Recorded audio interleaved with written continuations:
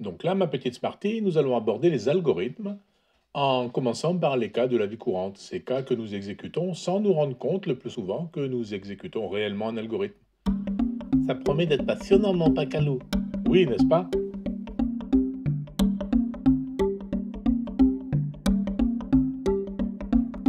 Alors regardons la vie courante. Il y a plein d'exemples. La marche à pied, on en a déjà parlé. Il y a aussi une recette de cuisine avec des ingrédients qu'on prépare pas à pas dans le bon ordre. On va reprendre cet exemple pour le détailler un peu plus tard. Il y a le tissage automatisé par Jacquard, entre autres, au début de l'ère industrielle, et tous les robots depuis qui exécutent des programmes, des algorithmes, des routines programmées.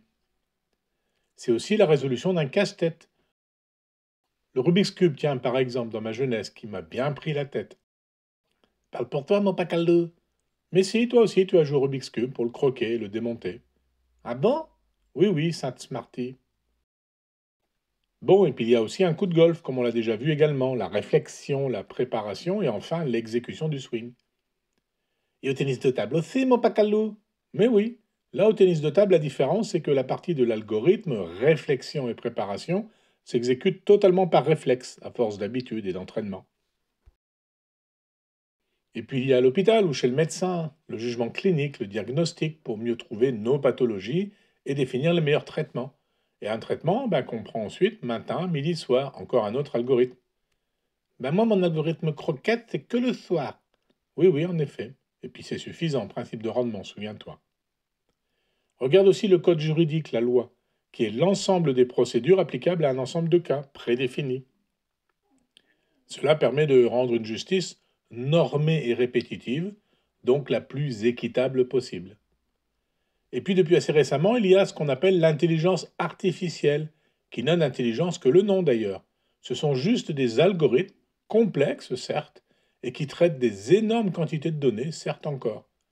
C'est peut-être cet abus de langage qui effraie tant de gens avec les algorithmes et l'intelligence artificielle, et les futurs robots intelligents qui vont nous dominer.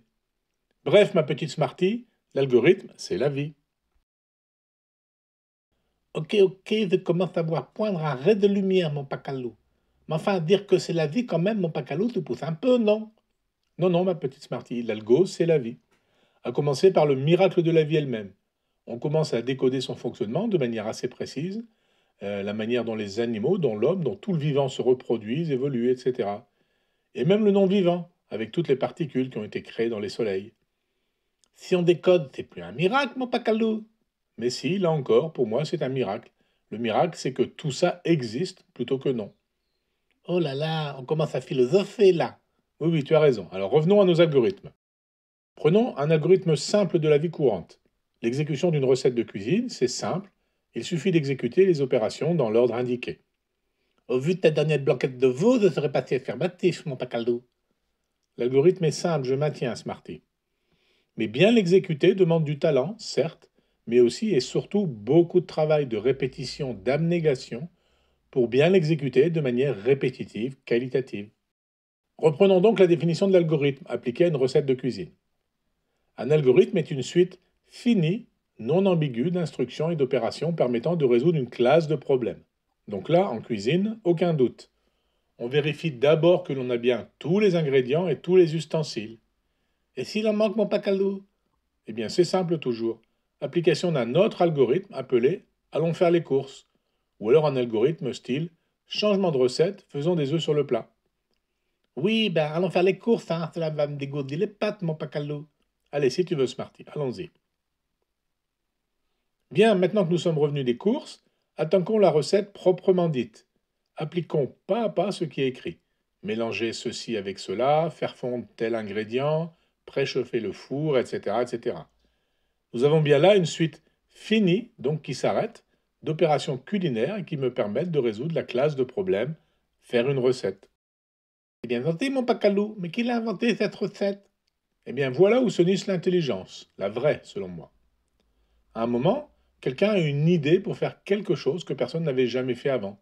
C'est peut-être juste une variante, mettre de la coriandre en plus dans une recette, ou alors quelque chose de vraiment nouveau, cuisiner des roses crémières ou que sais-je.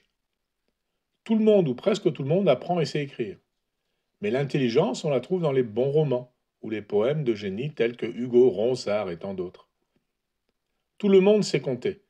Mais l'intelligence, on la trouve dans la création ou la découverte des théories mathématiques ou physiques par des génies scientifiques tels que Einstein, Newton, etc. Ou alors dans l'informatique, avec des génies eux aussi tels que Turing, Wozniak, etc. Tout le monde apprend à jouer du pipeau en France, ou à battre un rythme simple avec une cuillère sur une assiette. Mais en musique, c'est l'intelligence de leur génie créateur qui nous offre des pièces musicales magnifiques. Alors moi, dans mon panthéon personnel, j'y mets Jean-Sébastien Bach, George Handel, et puis le groupe Pink Floyd. Et puis bien d'autres encore en fait. Et puis tout le monde sait danser, plus ou moins en rythme, ou taper dans un ballon de foot, plus ou moins fort et précisément. Mais ce sont des génies créateurs qui ont inventé des nouvelles utilisations du corps. Par exemple, la création des ballets modernes par Jean-Georges Nover, ou alors des nouveaux coups de tennis de Federer, ou alors la créativité d'un joueur de golf tel que Severiano Ballesteros. Et tout le monde sait faire le portrait de maman et papa et du chien.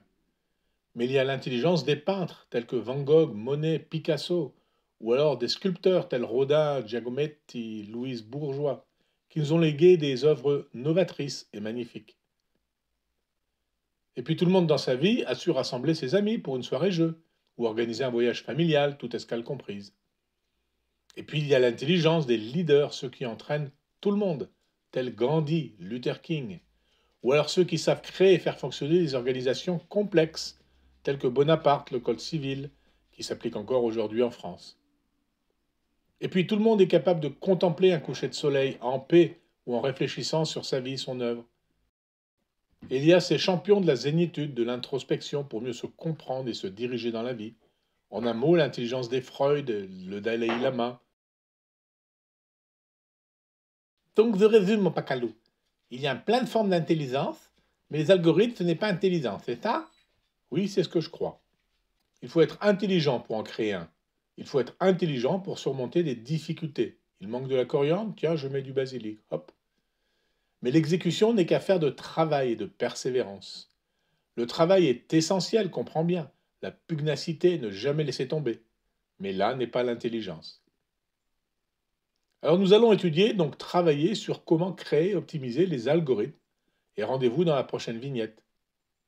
Oui, d'accord. Et on verra l'algorithme remplir mon écuelle avec des croquettes alors, mon pacalou.